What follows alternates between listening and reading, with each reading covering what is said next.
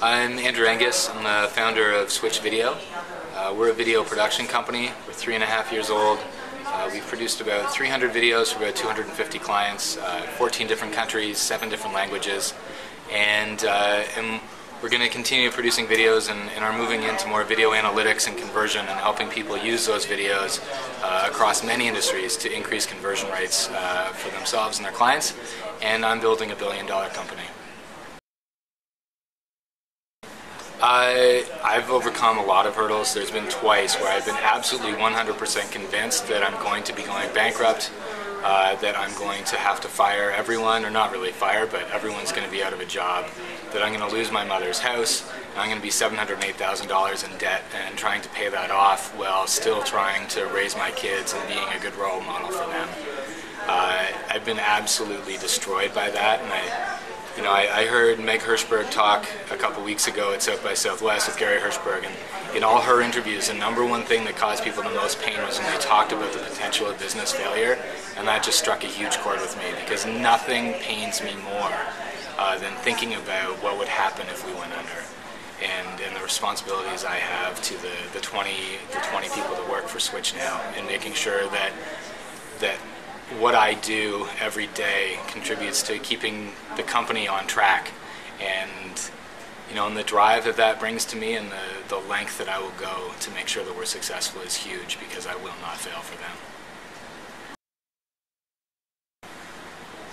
them. Getting the right advice at the right time, and knowing whether to take the advice, and knowing when to be confident in yourself is really hard. I hadn't had experience when this business took off. I went from no employees to 18 within 18 months. And we've sold a ton of videos to awesome people, and it created a ton of challenges.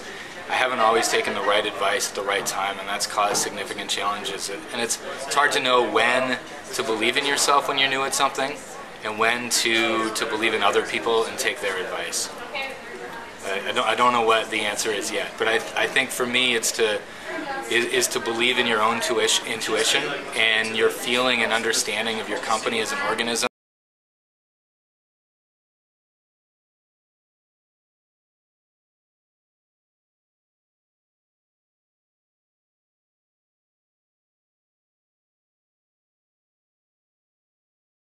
You should do things.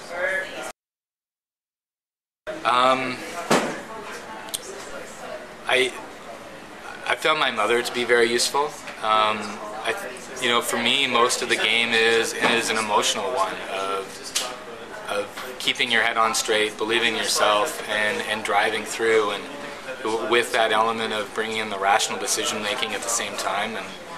And so my mother set me up well to be able to do that. She's a cognitive psychologist. I've taken every single block test as a kid you can ever do to kind of do every single test and learn about how your brain works. My mother's never told me any of the results, but I think doing all those things and her kind of approach to things really helped me to be able to analyze information and make decisions effectively and quickly, and then believe in myself to make those right decisions. Yeah, I think the abyss is slightly further away than it was a couple weeks ago, which is great. But the abyss is always $708,000 in debt, and the pain of what would happen if things went the wrong way. At the same time, entrepreneurship is an addiction, and I'm totally addicted to increasing my risk. And I think I'm addicted to that because every time I increase my risk, I learn more and more. And so it's that addiction to learning and growing and expanding that puts me in ever-increasing risky situations. And there's very little that I can do about it. Every time I stop running a company, I go into rehab and I say I'm not going to do this, and 3 months later I'm back at it. And I can't stop.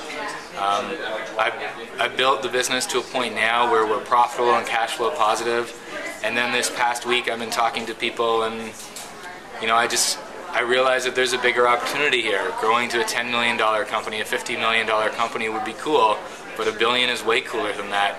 And there's some stuff that we can do to turn this into a billion-dollar company that allows companies like Google and Facebook to increase the success of their advertising by using video and the analytics platform that we're going to build. And over the next 10 years, I'm going to build a billion-dollar company and take advantage of every opportunity I have because I'm totally addicted. It's funny after the question of addiction to talk about inspiration. You know, I'm partially addicted, so I'm not inspired in some ways because I'm hooked. But on the other hand, I'm totally inspired by the learning that I'm addicted to. So I'm inspired by the opportunity to grow and learn and meet new people, but ultimately to build a team of people and create this awesome, you know, society and culture of the company, and try to create the right incentives and disincentives to create a team that loves what they do every day and have that shine through in the work that they do. Every day watching the team improve is really what inspires me. I don't think a lot about who inspires me. You know, my mother inspires me because she's taken on this risk with me and she's risk adverse. And that is at the same time totally insane and very inspirational too. And I really appreciate her huge risk that's allowed me to explore so much. You know, and there's others that are invested in the company as well, but my mother's the only one that got kind of, her arm wasn't twisted into it, but she didn't have much of a choice. But you know, but other great entrepreneurs also inspire me as well.